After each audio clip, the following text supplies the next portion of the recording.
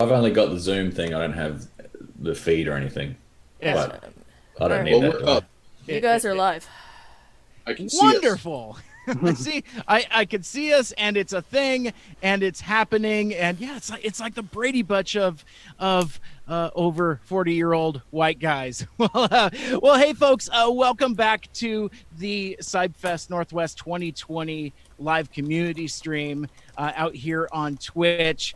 Before we get any further, I want to give a shout out to Apollo and Maddie. They just crushed it on the panel right before us, and really makes our work cut out for us.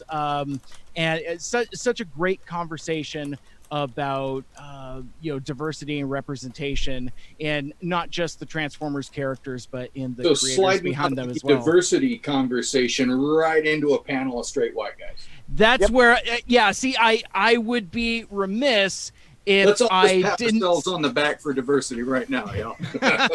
Exactly. So yeah, and I don't know if what that says about like the state of fandom, to where we have these great conversations and then we almost immediately go right back into wine caves and just kind of living that lifestyle. But this is the return of the legacy of the Transformers, the movie. My name is Mike. I'm the host of the Mike Cyber Radio podcast.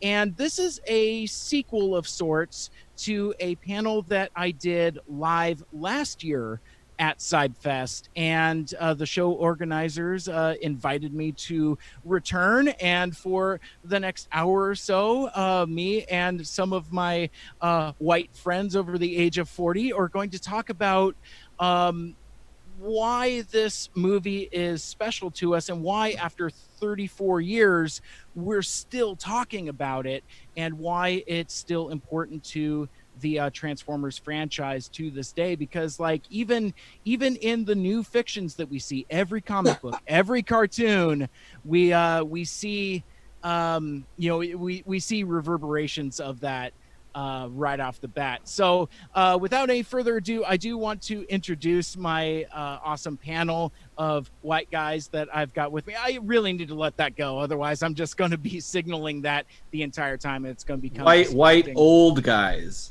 Yes. All of us with beards, it was pointed out in the chat. We've all got beards too. So, I mean, we're real homogenous today. Oh, yeah, wow. it is just I'm sure there are harder transitions that I've run into, but this one is definitely up there. So this hour is going to go by very, very quickly. I can already feel it in my bones. We already talked about that, as leading up to this momentous occasion. So let's not dawdle any further. Joining us from right here in the Pacific Northwest, he is one of the artists for IDW's Transformers number 21. That issue is on the stands now. Go out and buy it if you have not. We'll actually be doing a artist spotlight panel tomorrow at 3:00 with the other artist from here in the Pacific Northwest, Billy Montfort. But for now, give it up to Chad Blacky Shepherd. How you doing, my friend? I'm doing well, man. How are you? I'm doing okay. It's been an exciting day out on the live streams here for Cybfest. So let's spin the globe a little bit, and we're going to travel to the Ozarks, and I'm going to introduce 2/3 of an entire podcast dedicated to Transformers the movie. So let's see, we've got Ryan, snazzy as ever, and we have Aaron living that outdoor living lifestyle. How you fellas doing? I know Aaron's showing off his fancy porch, and I am in my dank basement. So you got some nice posters, though. I did. I brought that down for the occasion. Wonderful. Well, let's spin the globe even further, all the way back around. You might even say upside down and backwards. But from the land down under, the host of the Unfunny Nerd Tangent and the co-creator and co-writer of the Transformers ReAnimated fan fiction project with his partner Yoshi. Give it up for Greig. How you doing, my buddy? I'm doing well. Thanks for having me. Yeah, very interested to see what else we can talk about with this classic movie that obviously impacted us so long ago. Well, and I do think that it's telling our makeup again, that we're all white guys over the age of 40, but there's something about a place and time that makes Transformers the movie unique, in that like it is incredibly 80s, from the music to the celebrity voice casting to the animation styles. It is a thing that I believe can only exist in 1986. I forget where I read it, but like most films, when you watch them, you can peg within a year or three about when it was released. Just like certain tropes, looks, stylistic choices. And yeah, I think Transformers the movie definitely fits into that. And it really, I feel like, oh, sorry, I feel like, to build on that, I think the music does that so much. I think have often wondered if you were to put an indie rock soundtrack or maybe a banging hip hop soundtrack behind it, would it still work or seem as 80s? Because the music really, to me, is what sets. I think the music is more than anything the thing that ties it super to the 80s. I've watched it 3 times over the last couple of days. I just watched it straight through, watched it with both of the commentaries on the disc that I have, just to kind of, flood myself with it, because I hadn't seen it in years and years. And each time, in all 3 times that I watched it, I remember more than once going, oh God, that song sucks, man. It's just, the music is as 1986 as you can get, and it was cheesy for 1986. So yeah. Yes. Yeah, I mean that's that. Cheesy. So let's so before we drift too far afield, I'd like to go around the room. I've told this story in several different places, but since somebody's show is somebody's first show, as Stanley once famously mentioned about comic books, I would like to go around and talk about our first exposures to Transformers the movie, because even though we're all in the same age group, I know that we have very different experiences first encountering the movie. So I'll ask you guys individually, but to start off with me, and it speaks to why this movie is still more important to me than anything. It is my favorite movie. My love of Transformers the movie kind of transcends my Transformers fandom, or really my love of the movie informs my Transformers fandom. So I saw the movie when I was 7 years old, and I remember this very vividly. It was the first movie I went to go see by myself in the theater. My mom dropped me off, presumably to go do something incredibly wholesome while I was watching a 90-minute cartoon movie. But I just remember it being very empowering, in that, like, I had my own money. I paid for my own ticket. I went to the Bay Theater in Ballard. It was very nautical theme at the time, a lot of porthole windows and fishnets, a lot of brass. And I just remember I had my own money, enough to buy a Dr. Pepper and some red vines. And I went to go sit down and watch what I thought was just an episode of the TV show. I was a huge fan of the Transformers and the show, but I wasn't prepared for what would happen. Not story wise. We'll talk about that, but the scope and the scale of it.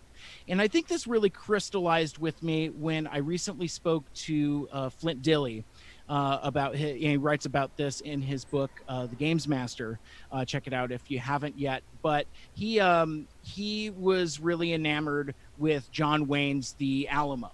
and it really kind of informed his taste in movies and left an impression. Likewise, somebody like George Lucas was really taken aback by Saturday morning serials, Flash Gordon, Buck Rogers, and things like that. And the thing that I just recently realized is that that's what Transformers the movie was for me, and that I hadn't seen anything like it before, and it just left such a searing impression on me that it's a movie that I keep coming back to all the time. And even as I've gotten older, like I've made new friendships just based upon this movie, like with all of you guys, for example. So for me, it's the gift that keeps on giving, and it's the touchstone that I will always come back to in one capacity or the other. But that's really just kind of like my lightning strike moment with Transformers the movie. Let's keep it in the Pacific Northwest, because I'm sure Blacky, you've heard of the Bay Theater in Ballard, right? Oh yeah, been many times. Yeah, man. So I think you're the elder statesman of us. You're a couple years older than the rest of us. Talk about your first exposure and experience with Transformers the movie. It came out my freshman year. I was still really into the toys then, although I had stopped buying as many just because I was broke all the time. I had recently discovered girls and guitars and surfing. And so my money was, busy elsewhere. And I hated it. And I still do. I still hate it. I think it's a terrible movie for a couple of reasons.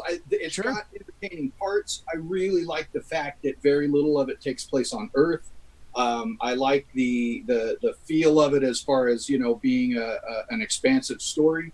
But the reason I dislike it has less to do about the movie, or less to do with the movie, and more to do with what I was old enough to realize at the time was a crass marketing ploy, right? Nice. Like so leading up to it, I had seen the new toys coming out, and I just remember thinking, these are the lamest looking toys, man. Like they looked plasticky and bulky and big and weird, whereas the previous generation of toys were really sleek and rad looking and new still, the generation 1 toys, And so then, in the first 15, 20 minutes, all the previous generation of gets killed off.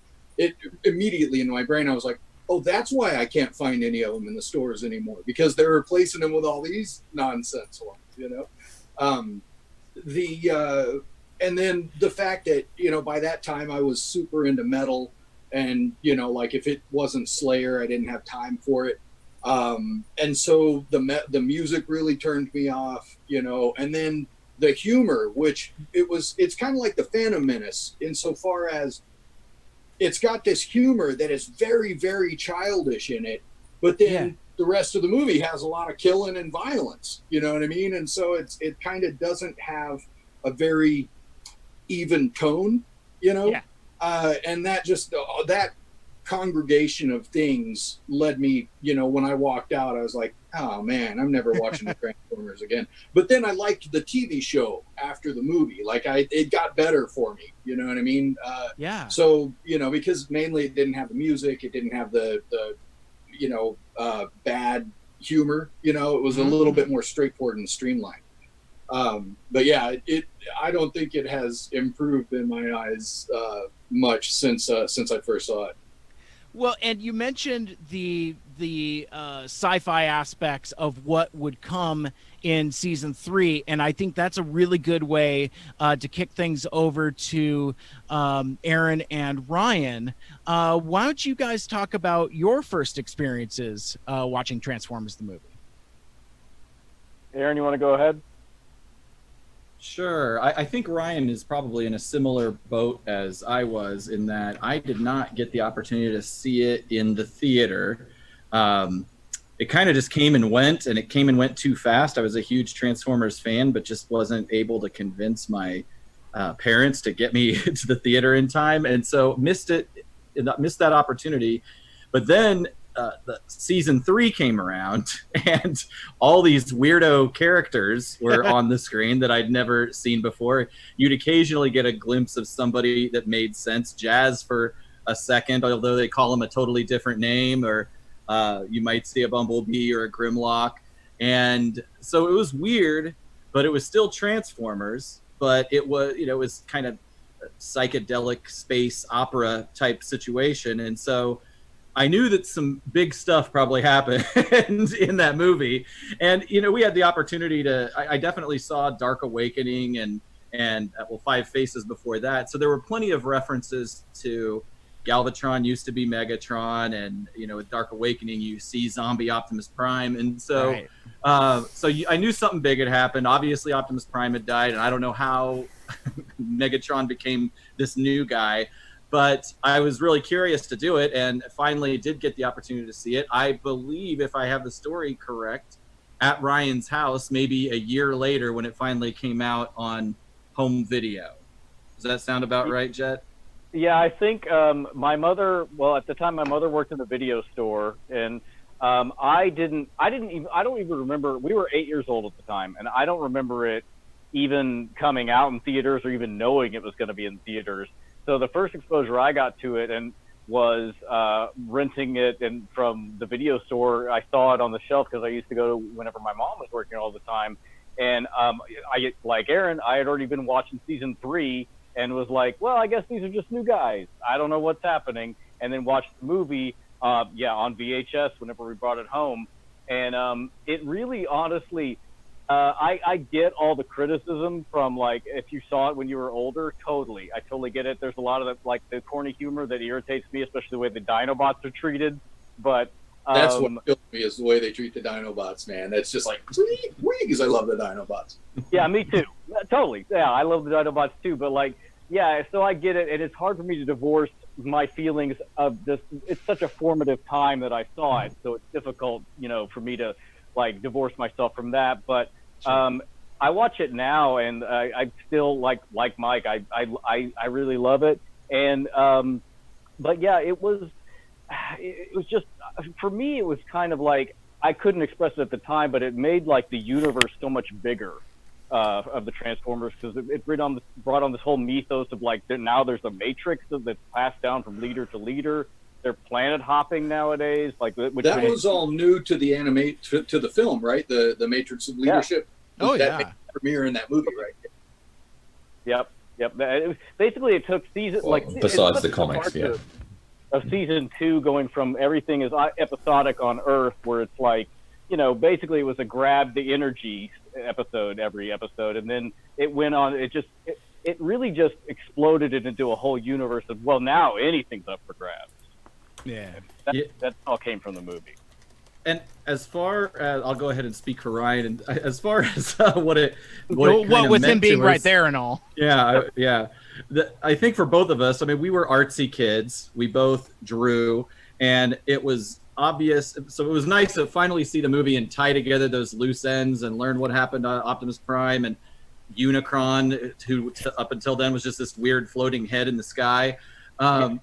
To understand what all that meant and how it tied together. But then just the art was obviously such a step above the series, and the action scenes, the way, even little things like explosions. And to this day, I will look at the way explosions are done in animation or laser effects, and the bar is set at Transformers the movie, and whether that art is as good as that, which is hard to beat because it was so creative. And something that stuck with me from talking to some of the creators of the movie is that in a lot of ways it is an art film, and we kind of compared it to heavy metal at one point, but it's actually delivers on the promise of heavy metal in a million times better than heavy metal possibly could. The quality of the music is better, the quality of the animation is better.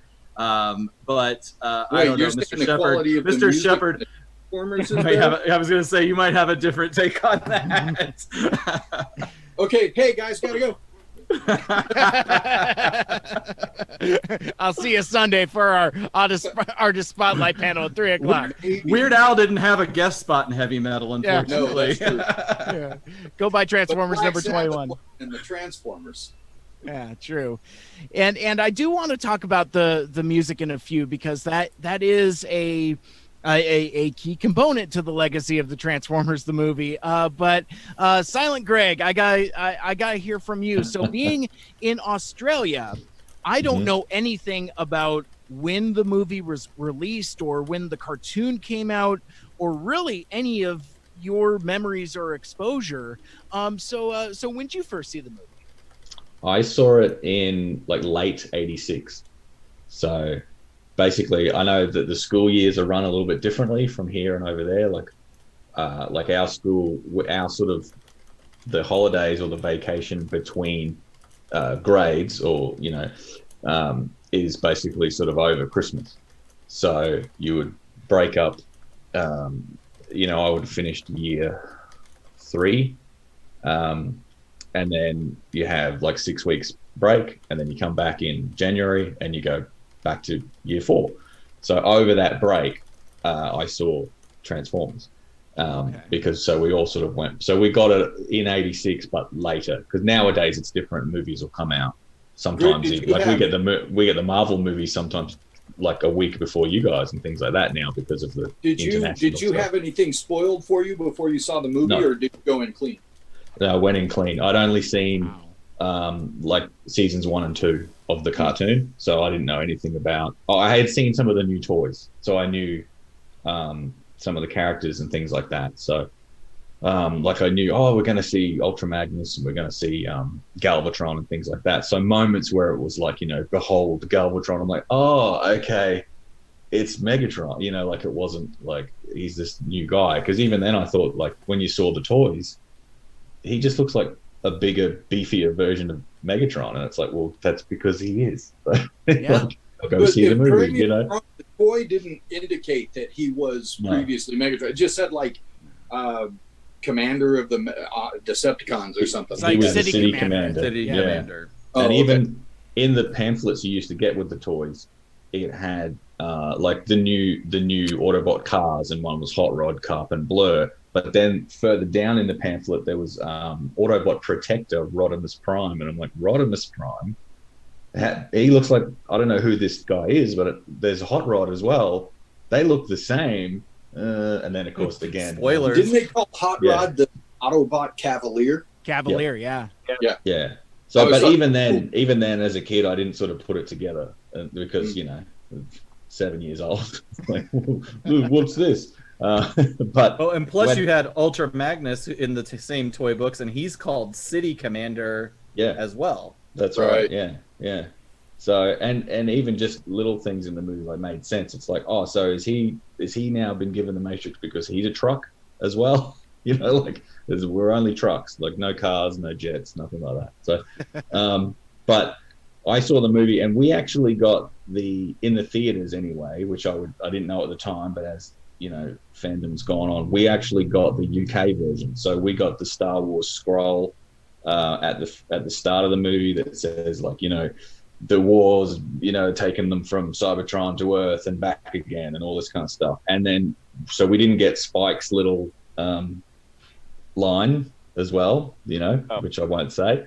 But and then we also got the voiceover though at the end, saying, like, the war is over, blah, blah, blah. But even the best, whatever it is, even the best Autobot of them all, Optimus Prime, will return. Yeah. So all the kids were like, all right, we'll see what happens. So that must have been tacked on after the initial release, I'm guessing, because people were confused at the beginning. They're like, what's going on? And then also at the end, children were shattered because I think so. Yeah. And being, like I said, in the 80s, where quite often we would get a movie 6 to 12 months or something after America, they probably had the time to do that. And being Australia's connection with Britain and stuff like that, obviously the Commonwealth, we just probably got the Commonwealth version as opposed to the specific UK one. So it was only until the DVD came out, whenever that was, that I actually got to see the non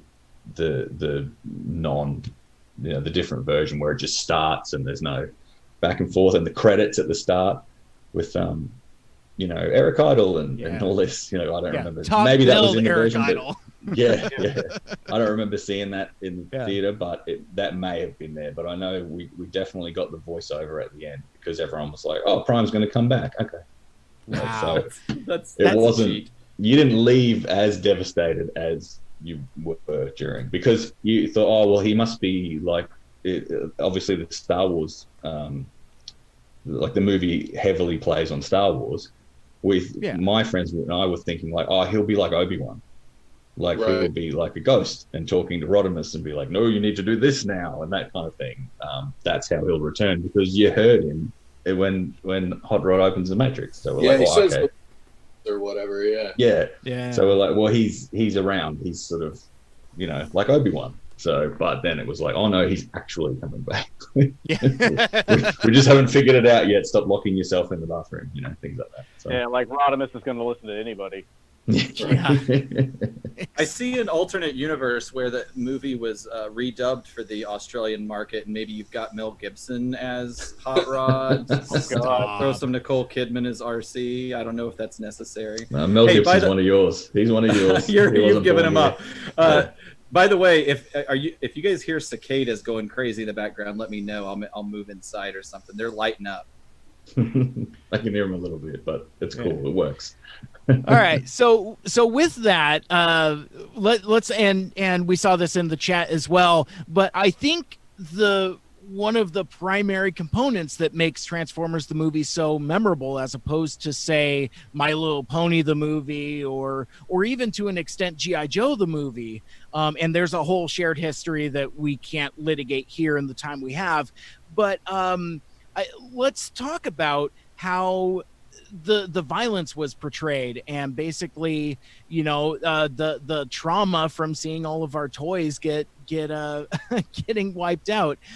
Was that something that affected you guys, or does it help with making the movie more lasting? Like, for example, and this may be unpopular, but I don't even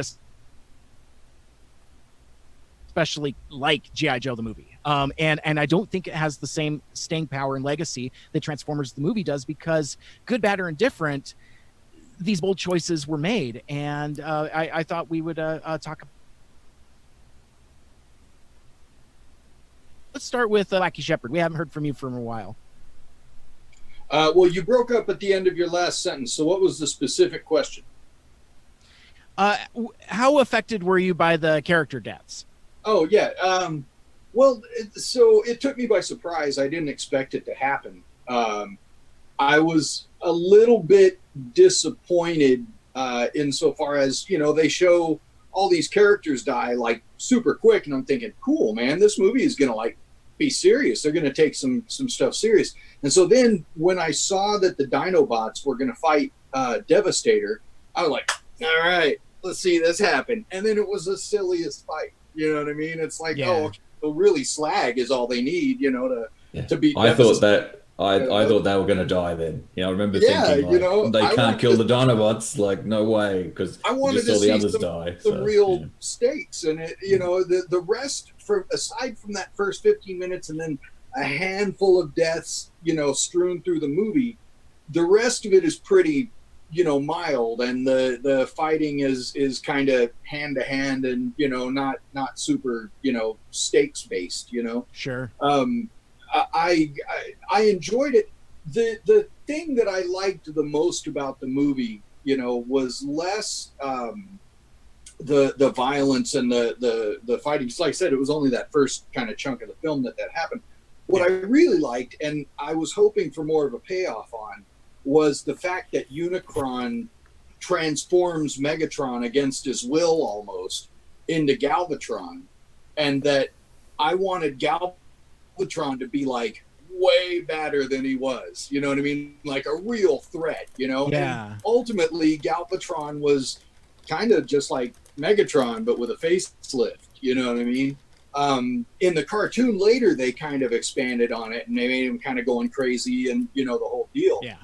But I really liked the idea that Unicron was so powerful that he could reformat Megatron into Galvatron and then create Scourge and the sweeps and the whole deal. That to me seemed like really tough. You know what I mean? Like I really wanted to see like a different type of bad guy with Galvatron and the sweeps and, you know, but you know, hey, wish in one hand, you know.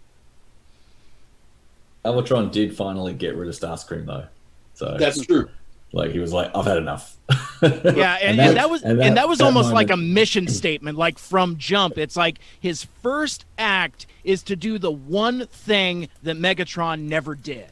Yep. And Yep. I thought, and that's one of the things that I really enjoy about the movie. Also, is that it pays off so much from those previous two seasons. Even though production of the movie started shortly after season 1, it seems like all of that dynamic between Megatron and Starscream, that it all pays off. And I really like that aspect about it, that like, you know, they're saying right away, we're going a different direction. Enough. Well, and they did give Galvatron that he comes in hot, you know, by killing Starscream. And then they did give him a personality that was much more nihilistic and no nonsense than Megatron. Like more than once, he was like, "Oh, you screwed up. You're dead." You know what I mean? Whereas, psychopath. What a complaint. Crazy. You know.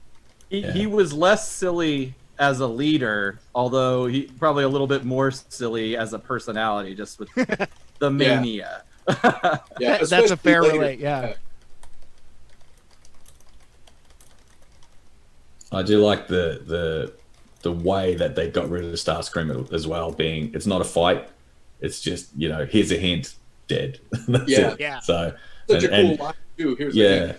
and what to piggyback on what you were saying, Mike, like I feel there's several moments in the movie where you're like, it's actually happening. Like all the stuff that was teased, you know, is actually happening. Like Starscream has finally done it. Like he's got it. He's taken over. Like he's actually finally usurped him like properly this time. And then, finally he's had it. Megatron or Galvatron, he's had enough. Like, no, see you later. It's done. So things like that. But yeah.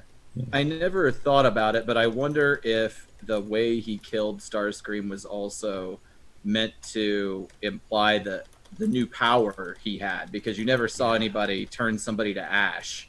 And so, and I don't know whether that's because they had little switches that could turn up the strength of their fusion cannons or whatever. And he just had it up to 11 for that one. But obviously it gave you a sense that not only is he ruthless, but he's powerful, and he's not to be messed with. And he's brand new. In that moment, he's brand new. He's never fired anything before. So I guess that's the initial, like, is that him at his most powerful, because he's literally hasn't spent any, like, energy, I guess, you know.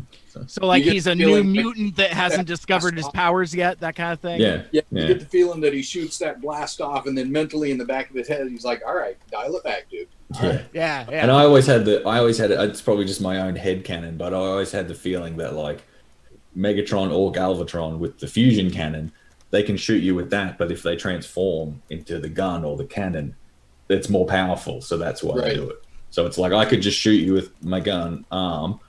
No, I'm going to blow you to bits. I'll transform and shoot you. You know, like. Well, it was in his gun form in the first part of the movie that Starscream is using Megatron as the gun, and that's the shot that kills.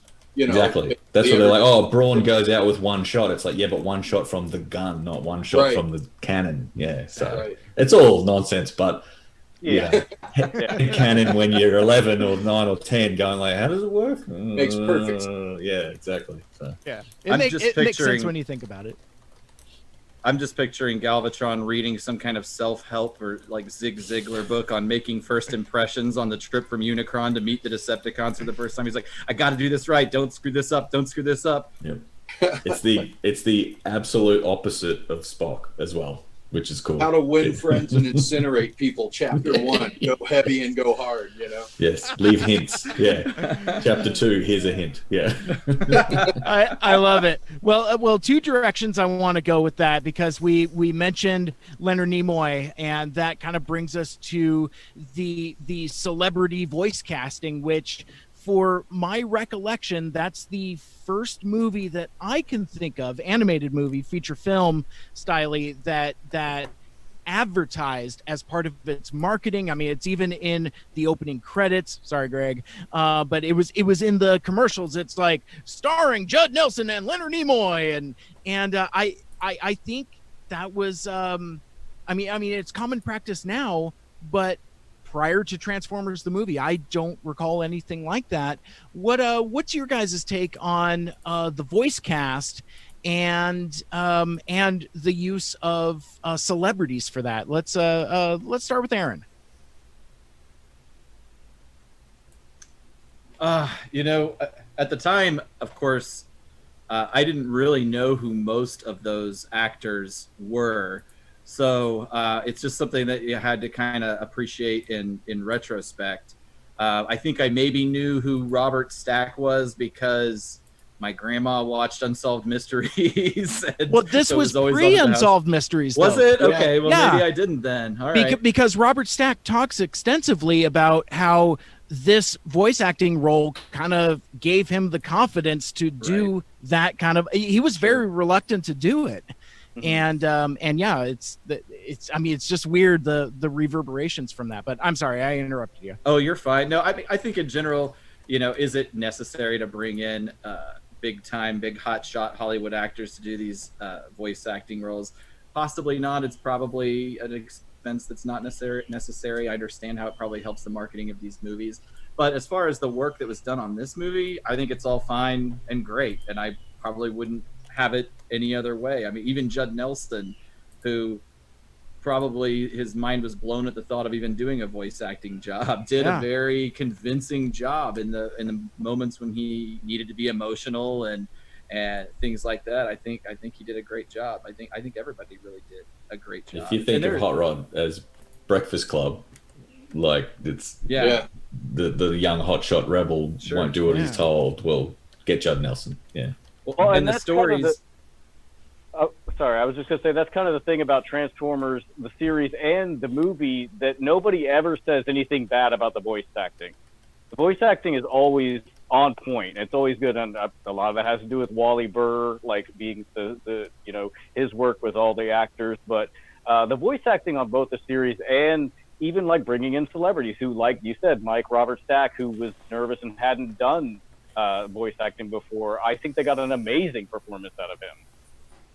Could tell they all cared, for sure. And I think the rumors about Robert Stack actually being self-conscious about being in the recording studio with all these other great renowned voice actors and wanting to do a good job and really working hard to get there. I think that, I mean, it speaks to the quality of the film and the performances.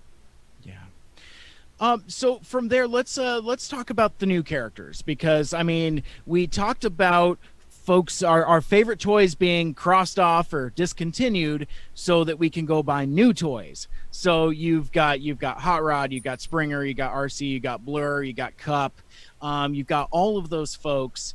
And it's interesting because even though Transformers the movie is my favorite movie and it's the centerpiece of G1 and I love it, I don't have a ton of nostalgia for the movie characters, like as far as season 3 goes. But what I have found, and this is kind of like one of these weird personal legacy things, is that when I was younger, I didn't necessarily relate with the new characters, but as I got older, like, you know, eventually everyone finds themselves in middle management at some point, and there was a time in my life where I very much related with Ultra Magnus, you know, like I can't deal with this now, or the insecurity of being thrust into a leadership role.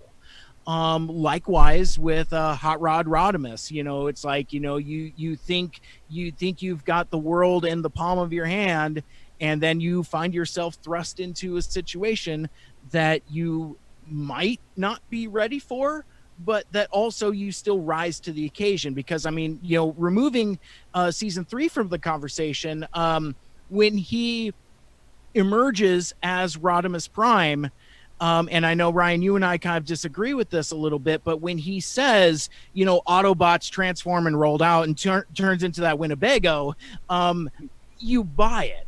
In that, like, you know, he's at least doing his level best to assert himself into that role. And I gotta share an embarrassing story before I turn it over to you guys. I was watching that Avengers Endgame, and there's a pivotal moment where a certain leader character has Do you really have to dance around spoilers for a movie that's been out over here? No, I'm trying to be cute. Go ahead and sell it, man. Sell it. Yeah. So anyway, a few people have seen it. Yeah, I understand. I don't know what you're talking about. Avengers, is that a thing? So anyway, so when Captain America gets Mjolnir and he's got the shield and he does, like, right before the Avengers assemble, I kid you guys not, I thought about the Rodimus Prime moment, because if you even look at the composition of the shots side by side, it's kind of similar, and I'm kind of embarrassed that I made that relate. And that's so I feel like it's kind of some of that similar energy. But Greg, let's get some of your impressions. What do you think of the new characters? I'm probably the one person that was on board with Hot Rod, and all right. Not necessarily like the Rodimus Prime thing. It didn't pay off as well as it should have, but as far as the movie goes and Hot Rod being the hero and all this, and finally he rises up at the end and all that, I was the one at school being like, he was only trying to help Prime. Like, it wasn't his fault. He's just trying to help him. Like, don't worry about it, you know. He did everything else right. He helped everyone else, you know. You're a Hot Rod apologist. Yes. You know, he takes on Galvatron, doesn't even think about it. Yeah. He does, so, which is what he did with I Gotta Help Prime. He goes, I'm gonna go and fight Megatron. It's not like, oh, he's too powerful. Is that because he's, you know, young and brash and all that? Is he a hot head? Yes, that's Hot Rod. That's the point. Yeah, quite so. But as far as the other characters go, like, I really liked Cup. I thought Springer and RC were good. Blur was okay. Like, I don't love Blur, but he's not in the movie a lot, so I think that's he chimes in. He's a little bit funny, and then that's it. Yeah. Magnus was okay as well. My thing was, most of my favorites, well, not most of, but most of them survive for a start. Prowl's probably the only one that gets it, where I'm like, oh, Prowl. Yeah. The rest, I'm like, okay. Like, I'm not a huge fan of Ratchet and Brawn and Ironhide, but it made more sense because it's a big name like Ironhide. So, and a lot of the characters that I particularly like aren't in the movie. So I was never sort of like, oh, these old characters aren't any good. The new characters aren't any good. It's all about the old ones. So besides Prime, but even then, I don't remember sort of sitting there thinking like, oh, they got rid of Prime. Like, oh, well, this is garbage. Like, I hate this movie. I was like, what else is going to happen? You know, like it's like, if Prime's gone, who's next? So when you have those other moments later, where it's like, well, like they get dumped in the Shark-Tacon tank, or Galvatron's choking him out, you're like, well, maybe he's not going to survive because Prime didn't. So it's, you know, as a kid, it sucked me in, and the new characters kind of helped do that. So. And it establishes stakes. Exactly, that's right. So, like, for instance, when the moon bases go, I just thought, oh, that's them. There goes. I was upset about that because I like jazz. So Of course. I was like, oh, jazz as well. Like, but then of course you see them later on. So yeah. Well, and folks, as we get closer to wrapping up, I'm trying to keep an eye on the time. I've seen a lot of good activity in the chat, but if there's anything in particular that you would like to ask us or cover, now would be the time to try to sneak that in, and we'll see if we can relate with that before we have to get out of here. Yeah, just to back up, Greg, real quick. I do like the comment that's here at the at the bottom from Vexwing. Hot Rod knew Prime well enough that he probably correctly assumed Pride would have just kept talking and not just shoot Megatron. I like that. That's a good take. Exactly. Yeah. Give it to me. I'll show you. You know. Plus, did anyone else think, just real quick, did anyone else think that Hot Rod was able to open the Matrix because he's the first person that touches it after Prime? Because as a kid, that's how I kind of thought it worked. That was confusing. Yeah. It was weird, yeah, but I always thought It's that like was because he weird hands it to Magnus, but he drops it. So Right. Hot Rod Well, catches it, so it goes he from grabs Prime it and then to Hot starts Rod. doing a glowy thing, and it's Yeah. like, oh, well, that's Because he's the next he's literally the first person that touches it after as Prime. soon as you see him glowing, you know, it's like, wow, they're really telegraphing. Yeah, this. it's Yeah. kind of right I bet I there. know what's going to happen in an hour and a half. Yeah. Well, and Yeah. then there's an animation error that makes it seem like Ultra Magnus is having trouble fitting it in Yeah. his chest. Yeah. So it's like, Plus, with the music as well, it's like you've got the touch, because you touched it next. Like, Right. so I don't know. That's just again, my brain as a kid was like, no, it's because he touched it first. It's his. I like- never thought about it being that on the nose, but that makes perfect sense. So You Aaron have and a Ryan, guy named Optimus Prime who's a prime mover. Like, it's like this is the top I'm tier not- content. I'm not going to love let you have that. So Aaron and Ryan, in just a couple minutes, I would like for you guys to talk about your podcast, which basically started off as a deep dive, an unprecedented deep dive on Transformers the movie. So I know you guys have a deep attachment to it, but I guess before we run out of time, I want to do a quick rapid fire round of high point, low point, and if you have like any particular polarizing or unpopular hot takes, like I really would prefer that Cyclonus was Skywarp or something like that. I think now would be maybe a good time to do that. So let's Rod takes. Yeah, exactly. So let's start with Blacky. I know you've been hypercritical of the movie, and one thing that I don't think I've said here, but I know in my bones and in my soul and in my heart, it is not an objectively good movie. I will never say it's a good movie. It just left that lasting impression. I guess now at coming up on 42, I would prefer it would have been a better movie, but when you see something at 7 years old, regardless of whether it's good or bad, if it grabs you in the right way, it's a good movie to you forever, right? I got lucky insofar as my 7-year-old grab you movie was Star Wars, right? And there so you go. There you go. like, and so basically every person my age, it's it's seared into my brain, So what are you asking for? A hot take on the movie? Well, let's do Rose and I have a Thorn. bunch of them at the front end. Yeah. High point, low point, Rose and a Thorn. Sure. I think the high point of the film for me was I really like Ultra Magnus, and I think Robert Stack did a fantastic job. I really like Unicron, and Orson Welles just destroyed it. At the time, I when I saw the movie, I thought, isn't he dead? Like I didn't realize that he was still alive. But I thought that he did a really good job. Like his voice was like Darth Vader-ish, super like dripping with menace kind of thing. I really liked, as far as the characters, I really liked Retgar. I liked Eric Idle as Retgar, and he was one of the few new character designs that I thought was pretty good, of course the animation and the art were all top shelf for the most part. There were like the bad Ultra Magnus fumbling the Matrix move. There were a few parts where the animation kind of was lacking, but the art and the cell to cell art was fantastic. Low points were the music. I just could never get into the music. The kind of silly humor, especially as regards the Dinobots.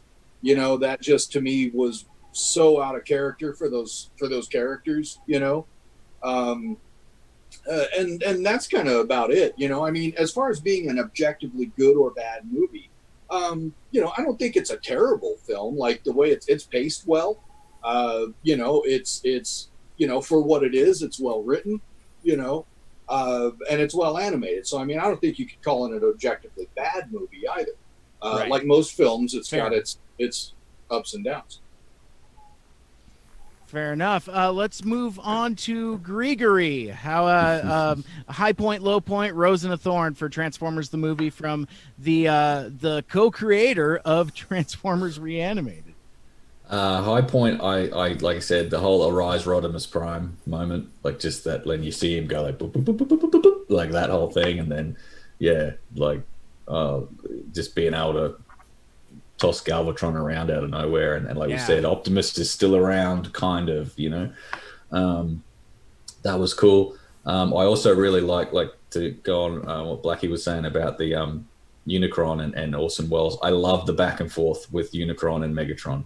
You know, no one summons Megatron. He's like, well, it pleases me to be the first, and all that sort of stuff. And like, you exaggerate, all that kind of stuff. It's just like, I love that. Low point, probably missing out on seeing some more of the season 2 guys. You know, like you don't see the aerial bots, you don't see Warpath, Power Glide, these guys. You know, like it seems like combiners would have been a very important part of that war. Yeah. You know? And it's weird because the reasoning or the excuse or whatever that I've always seen online or wherever is like, well, it was kind of made between seasons 1 and 2, so you don't get the season 2 characters, but you get the Coneheads, you get Blitzwing and Astro Train, and like so you do get the season 2 Decepticons, but you don't really get the season 2. Well, and besides Perceptor and Blaster. and, I mean they're featured pretty prominently.